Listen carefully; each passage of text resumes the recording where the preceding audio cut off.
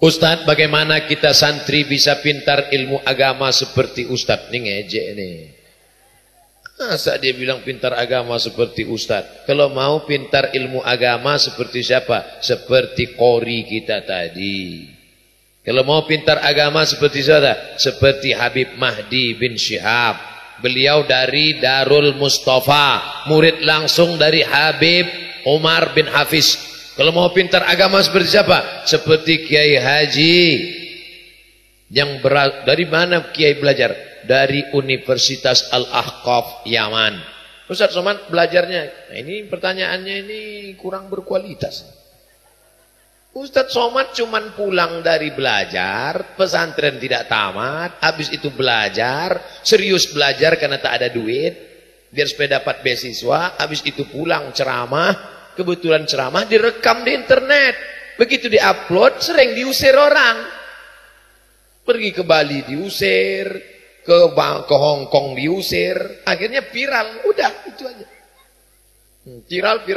Viral, sebelum kawin lagi. Ustadz, saya udah diancam sama ibu-ibu. Ustadz akan tetap kami datang ngaji sama Ustadz dengan syarat 2. Jangan sampai Ustadz, ancamannya luar biasa. Makanya saya ngeri-ngeri juga nih. Bagaimana mendidik anak supaya menjadi hafiz Quran Pak Ustadz? Ada nggak tips jitu dan top? Masukkanlah ke pesantren. Itu yang kubahas dari tadi kan? Masukkan pesantren. Apa susahnya? Bawa, letakkan pesantren. Ada pesantren yang anak-anak bisa hafal Quran. Pesantren kita sekaligus di sini semua dia pelajari. Nahwu, sharaf, mantik, balaghah, ma'ani, bayan, tajwid, fikih, qaidul fikih, usul fikih, Quran. Masukkan anak ke pesantren. Tidak ada alasan lain zaman sekarang. Dulu yang merusak kepala Abdul Somad ini tidak banyak. Cuman 5. Unyil, Ucrit, Usro, Pak Oga, Pak Raden. Sekarang kepala anak saya dirusak oleh siapa? Batman, Wonder Woman, Spiderman, Cicakman. Nauzubillah. Yang paling agak baik Upin Ipin. Itu pun ada yang enggak baik satu, Bang Saleh. Oleh sebab itu maka ini mesti kita jaga. Sekarang ada film animasi yang mendidik. Namanya Nusa. Tonton Nusa. Nusa itu mendidik. Ada pesan-pesan dakwah di dalamnya. Mudah-mudahan nanti akan lahir santri-santri Ar-Risalah yang bisa membuat cerita, yang bisa membuat animasi seperti Nusa nanti di masa akan datang insyaallah. Amin.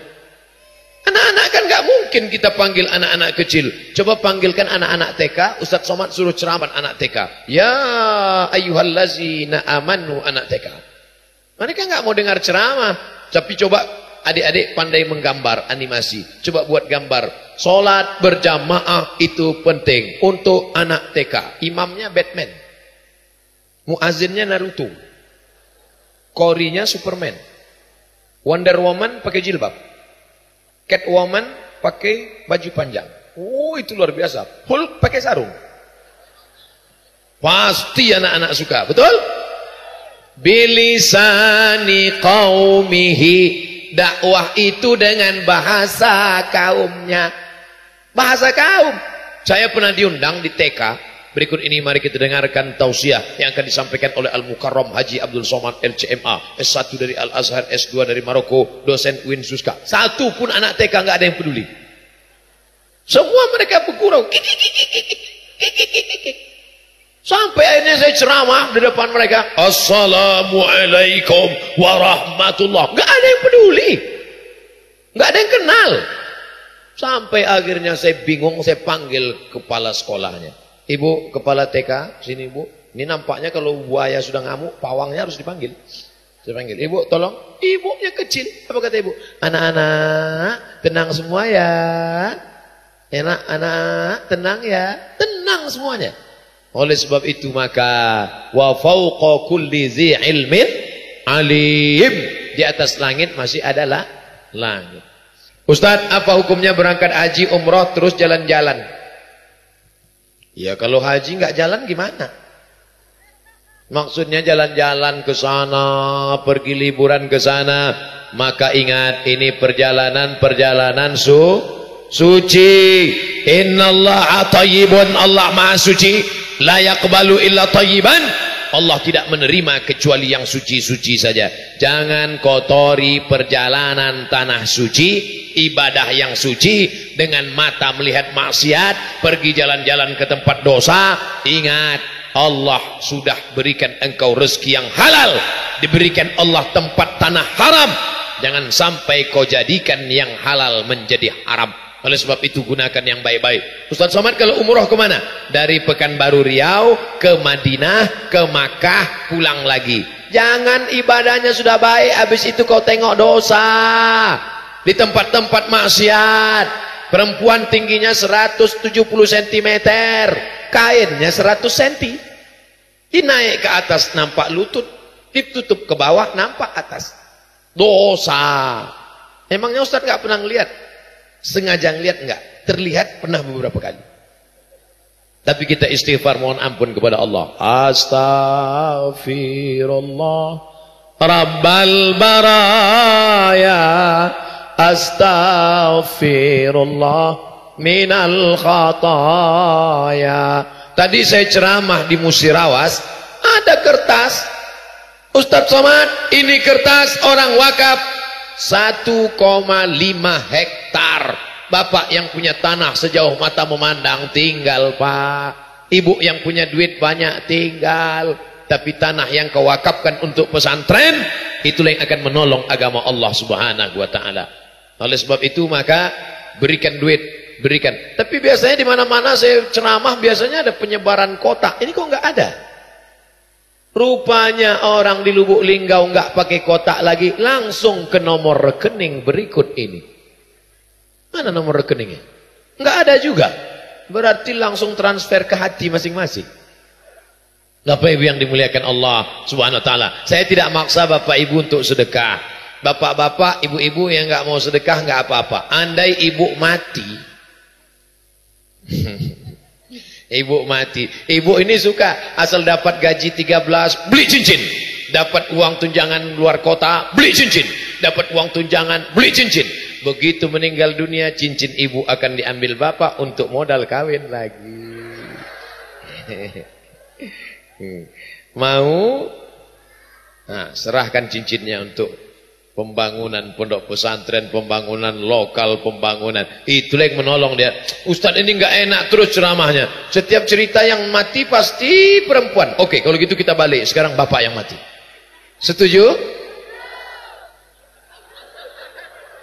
Bapak yang kemana-mana sibuk mengurus kebun sawit, sibuk mengurus karet, sibuk mengurus ruko, sampai nggak sempat sholat, sampai nggak mau sedekah, bakhil, kedekut, pelit, mati. Habis minum kopi mati. Loh, minum kopi kok bisa mati? Kopi Mirna dia minum, mati. Kebun sawitmu akan dijual istrimu karena dia mau nikah sama brownies. Mobilmu yang selama ini nggak pernah boleh dipakai ustadz, yang selama ini kau pakai sombong angkuh, mobilmu akan dipakainya dengan suami mudanya. Tempat tidurmu yang tak pernah kau bolehkan naik anak yatim ke atasnya, suaminya yang baru akan memakai. Sedangkan engkau mati dimakan cacing tanah, Pak. Masih mau nyimpan harta? Simpan aja, nggak apa-apa. Saudaraku yang dimuliakan Allah Subhanahu wa taala. Oleh sebab itu, yang kekal abadi mana? Tuh yang sempat menjadi lokal kelas, belajar anak-anak santri belajar di dalam. Engkau mati dimakan cacing tanah, engkau meninggal dunia. Tapi mereka belajar pagi, petang, siang, malam, baca Quran mereka di masjid.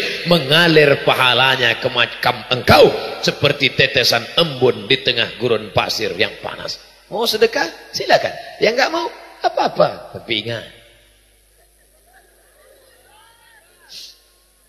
tiba-tiba lagi ngitung duit, mati. Begitu engkau mati, langsung istrinya nangis, Papa. Ibu nangis kenapa? Warisannya dikit, Pak Ustaz. Tapi ada ibu-ibu saat Saat suaminya meninggal, dia diam aja. Ibu nggak nangis? Nggak, Pak Ustaz. Kenapa? Memang udah lama aku tunggu. Ingat, kejahatan terjadi bukan hanya karena ada niat dari pelakunya, tapi karena ada kesempatan. Waspadalah. Yang kekal abadi hanyalah berapa sak semen. Yang kekal abadi batu kerikil, batu bata. Yang kekal abadi tanah. Ustadz Somad, ini sahabat kami, bapaknya dulu punya tanah 1 hektar di tepi pesantren ini, dan dia jual setengah harga. Maka setengah harga itu mengalir ke makamnya walaupun sudah mati dimakan cacing tanah. Itulah yang akan kekal abadi, saudaraku. Jubah kesayangan Abdul Somad ini nanti kalau pulang saya pakai, saya ceramah di Pekanbaru. Ustadz jubah baru, Lubuk Lingga. Ini sorban akan saya bawa pulang. Cuman saya bingung kalau bawa pulang gimana bawanya biar supaya tetap kayak gini. Sampai di Pekanbaru nanti ngikat ulangnya saya bingung. Sorban kesayangan Ustadz Somad, jubah kesayangan Ustadz Somad. Tapi kalau Ustadz Somad mati, apakah ini akan dibawa? Tinggal. Datang dokter dari puskesmas merasa leher. Wah, detak jantungnya sudah nggak ada. Hidungnya napas nggak ada. Jadi gimana dok? Bungkus. Seragam polisi lepas, seragam tentara lepas, seragam pemuda Pancasila lepas, seragam Ustadz Somad lepas, hanya kain yang tidak dijahit diletakkan engkau di sana, digulung, diikat macam dodol, masuk ke dalam tanah. Ini liang lahat, orang akan melihat dari atas menengok ke bawah. Itulah tempat selama ini kau disanjung-sanjung, tapi sampai masanya kau hanya setumpuk daging menjadi santapan cacing tanah. Yang tetap mengalir hanyalah sodakoh, bukan somat. Masya Allah, tabarakallah. Ustadz, gimana caranya makai sosmed yang bijak? Kadang anak-anak muda lebih nyaman lama-lama di depan handphone daripada lama-lama di surau atau di masjid. Saya nggak bisa ngelarang jangan pakai handphone, jangan pakai handphone, jangan pakai YouTube, jangan pakai Facebook. Sedangkan jamaah kenal Ustadz kan dari YouTube. Betul? Oleh sebab itu, robahlah tontonan menjadi tuntunan. Mudah-mudahan ibu-ibu yang hadir malam ini berhenti nonton sinetron Korea. Siapa yang suka nonton Korea, nanti matinya di akhirat dibangkitkan bersama Jet Li dan Chu Yun Fat. Itu kan Cina Pak Ustadz. Ya, dekat-dekat sama Sipit. Siapa yang suka nonton Bollywood, nanti di akhirat bersama dengan Amitabh Bachchan dan Sanjay Dutt. Rani Mukherjee, Coach Kotahe, Kabikaci, Kabigam. Hafal juga Ustadz itu ternyata. Oleh sebab itu maka, kalaupun mau pakai gadget, pakailah Quran digital. Download di Play Store Quran digital. Kalau mau dengar ceramah. Kalau mau nonton pengajian, gunakan untuk watawasau bil haq, watawasau bisab, karena HP-nya sudah cerdas. Apa nama HP-nya? Smartphone. HP-nya cerdas, orangnya goblok. Tidak seimbang. Oleh sebab itu maka ini cerdas. Alhamdulillah. Kadang anak-anaknya bisa dikontrol, orang tuanya nggak bisa ngontrol diri. Nauzubillah. Di pesantren anak-anak tidak ada yang main HP. Oh, itu ada yang main HP. Ternyata mereka main HP merekam ustadz. Dia selfie dari jauh. Besok dia update, alhamdulillah selfie sama ustadz. Selfie dari jauh. Bapak Ibu yang dimuliakan Allah Subhanahu wa taala. Gunakan internet yang positif, yang baik, jangan untung yang maksiat. Alhamdulillah malam ini semua HP ibu-ibu, bapak-bapak semuanya baik-baik semua insyaallah. Tapi besok pagi kita tak jamin. Ketika saya sedang tausiah, ada anak kecil di depan saya, ginikan HP. Loh, anak kecil kok sudah tahu, pas saya dekati, rupanya HP-nya mati. Dia gaya-gaya aja. Ustadz, Rasulullah konon katanya suka kucing. Tapi saya nggak suka kucing. Malah kalau ada kucing saya usir. Itu bagaimana Pak Ustadz? Ada seorang perempuan, maaf, perempuan tidak baik, wanita tunasusila, melihat seekor anjing menjulurkan lidah kehausan, lalu perempuan itu dengan sepatu botnya mengambil air sumur, memberikan air itu ke anjing, karena anjing tidak bisa minum ke sumur karena airnya dalam. Dia ambil dengan sepatu botnya, dia berikan. Akhirnya Allah menurunkan rahmat gara-gara kasih sayang kepada seekor anjing. Tapi jangan gara-gara ini besok pulang semua beli anjing. Ini ceritanya tentang Bani Israel, umat sebelum Nabi Muhammad sallallahu alaihi wasallam. Adapun sekarang nggak boleh miara anjing. Siapa yang memelihara anjing, satu hari amalnya dikurangi sebesar Bukit Uhud. Bukit Uhud panjangnya 7 km. Sementara amalnya sebesar bisul. Jadi setiap hari amalnya min.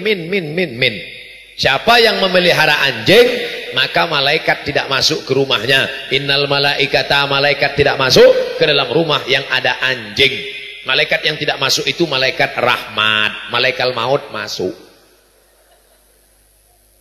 Cerita tentang anjing diberi minum oleh seorang wanita tunasusila yang ingin diambil iktibar pelajarannya, kasih sayang kepada hewan.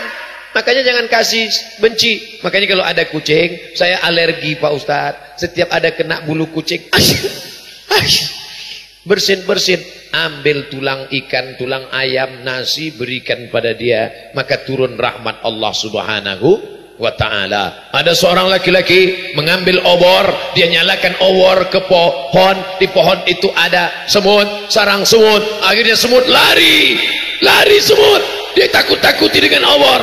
Nabi marah. Apa kata Nabi? La yu'azzibu bin nar illa rabbun nar. Tidak boleh menyakiti api, tidak boleh menyakiti semut dengan api kecuali rabbun nar, Allah pemilik api. Jangan sakiti binatang.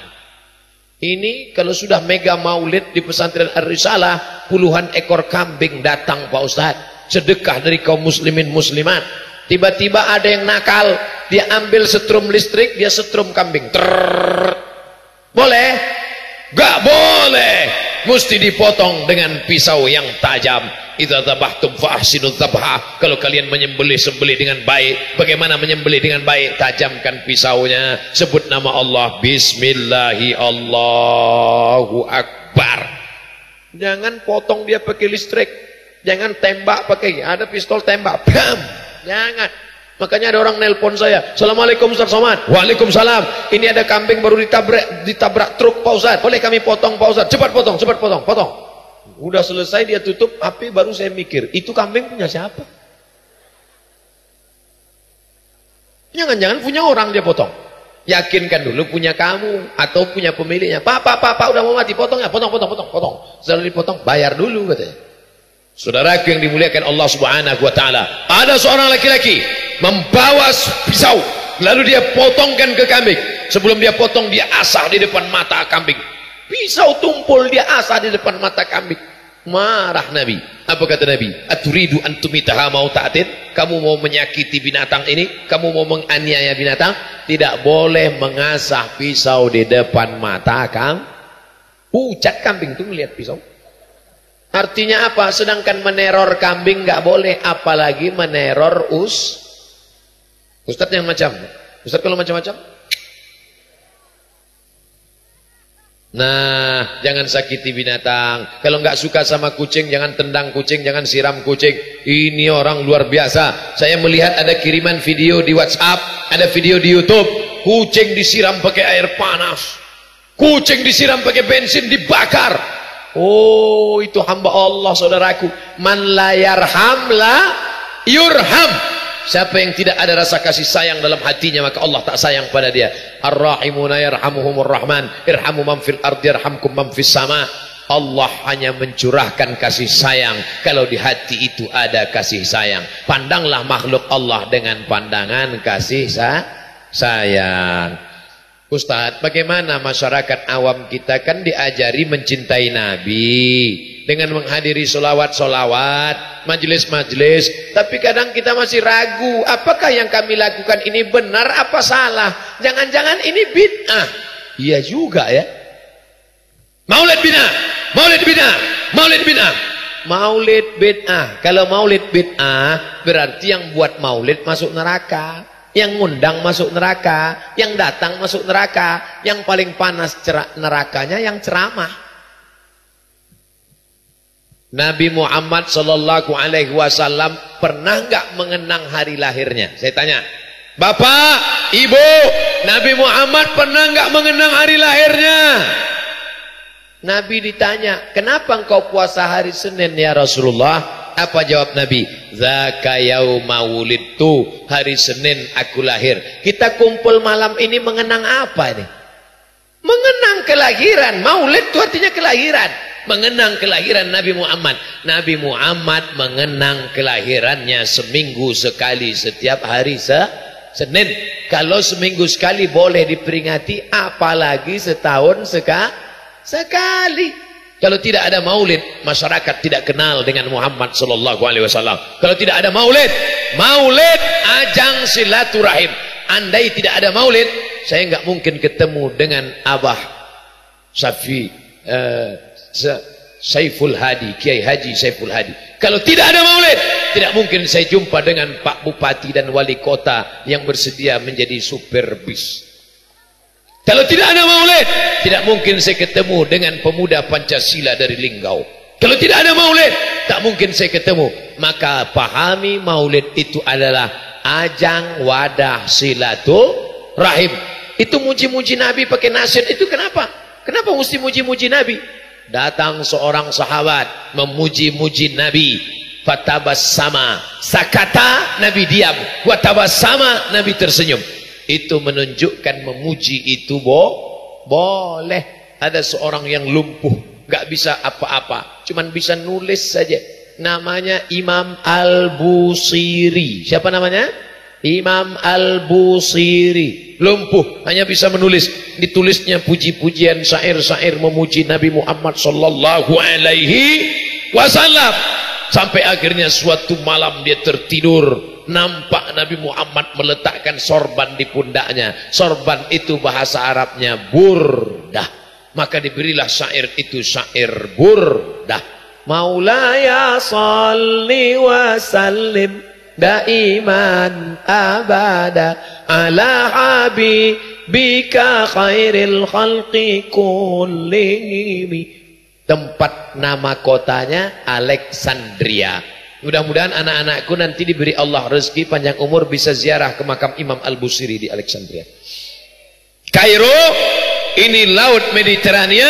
Dari Kairo ke Mediterania 200 km, naik mobil 3 jam sampai ke makam Imam Al-Busiri. Kota Alexandria didirikan oleh seorang raja bernama Alexander the Great. Alexander membuat kota Alexandria. Somad kalau membuat kota, Somadia. Apa ada doa-doa panduan untuk dapat jodoh Pak Ustaz? Bagi saya yang pendiam dan kurang pergaulan, jodoh itu rezeki atau enggak? Rezeki itu Allah yang ngatur atau kita? Kita. Loh kok kita Pak Ustaz? Ada usaha dari kita. Saya diberi Abah Kiai air minum. Air minum antara saya dengan Pak Wali itu air minum saya. Itu air minum saya. Itu takdir memang untuk saya. Tapi saya cuma ngelihat aja sambil buka mulut. Mau masuk ke mulut? Enggak. Harus ada usaha. Buka botolnya, masukkan ke gelas, peri dekatkan ke mulut, bismillah. Yummy. Begitu juga dengan jodoh. Hai anak-anakku, kalian jangan takut, jodoh kalian sudah ada. Jangan pacaran-pacaran. Hai anak-anakku, jangan takut, jangan cemas, jangan ngeri, jangan takut. Jodoh kalian sudah ada. Kalau sudah jodoh tak akan ke mana. Nanti kalau sudah ketemu kasih tahu sama dia, Adinda, aku tak mencari engkau, kau pun tak mencari aku. Allah mempertemukan kita. Apa jawabannya? So sweet my honey. Tapi harus ada usaha. Jangan kau jual, kau obral harga dirimu. Jangan gara-gara ini usaha langsung update status. Bagi yang mau, ini nomor HP saya. Oh jangan, itu namanya banting harga. Lalu usahanya gimana? Datang ke kiai. Datang ke kiai. Ustaz, saya murid Ustadz dulu Pak Ustadz. Ustadz masih ingat dengan saya? Ingat. Kamu kan mahasiswa saya dulu. Saya sudah tamat Pak Ustadz, alhamdulillah. Saya sudah kerja Pak Ustadz, alhamdulillah. Tapi belum nikah Pak Ustadz, nauzubillah. Ustadz tolong carikan saya calon Pak Ustadz yang ada 4-4-nya, kaya, cantik, keturunan bangsawan, dan taat beragama. Kalau ada 4-4-nya ngapain saya kasih ke kamu? Man talaba akhan bila aibin baqiya bila akhin. Siapa yang mencari kawan tidak bercacat seumur hidup tak akan berkawan. Siapa yang mencari teman tidak bercacat seumur hidup tidak akan berteman. Siapa yang mencari pasangan yang sempurna seumur hidup tidak akan mendapatkan pasangan. Menikah bukan mencari kesempurnaan tapi menutupi segala kekurangan. Dulu sebelum menikah yang mau dicari paling cantik, paling putih, paling kaya, paling. Ketika sudah menikah mulailah nampak kurang tinggi, kurang mancung, kurang putih, kurang kaya, kurang. Oleh sebab itu maka kau tutupi segala kekurangannya. Insya Allah mudah-mudahan yang hadir pada malam ini mendapatkan jodoh yang baik, yang soleh, Yang bilang amin yang belum nikah. Ini yang udah punya anak, amin. Mudah-mudahan anak-anak kita mendapatkan anak-anak yang hafal Quran. Ibu-ibu, bapak-bapak, nanti kalau datang anak muda meminang anak bapak ibu, tinggal tanya satu pertanyaan saja. Kamu tamat dari pesantren mana? Dari Mazra'atillah, dari Ar-Risalah. Kemon. Masuk. Insya Allah fit and proper test mereka sudah lulus. Akidahnya Asy'ari, fikihnya Syafi'i, tasawufnya Junaid Al-Baghdadi dan Abu Hamid Al-Ghazali. Ahlus sunnah wal jamaah. Nanti kita susah ribet repot sendiri kalau lain daripada itu. Maka jangan susah. Jangan lihat materinya. Pak, ini nampaknya calon mantu kita. Begitu datang calon, dibuka gorden, dilihat, ini dia orangnya ini. Kata istrinya jangan, kata suaminya jangan buru-buru mas, kita lihat dulu. Enggak, ini dia. Akhirnya dinikahkanlah. Ternyata mobil yang mewah itu rental. Melarat. Ustadz Somad dulu saya sangka kalau nikah sama dia saya bahagia Pak Ustadz. Dulu waktu datang dia ganteng putih. Waktu datang pakai mobil mewah. Ternyata Pak Ustadz setelah nikah sama dia tak ada bahagia. Gimana rasanya? Rasa tidur sama babi hutan. Kenapa? Enggak sholat. Mudah-mudahan yang hadir malam ini suami-suaminya yang belum sholat menjadi sholat insyaAllah.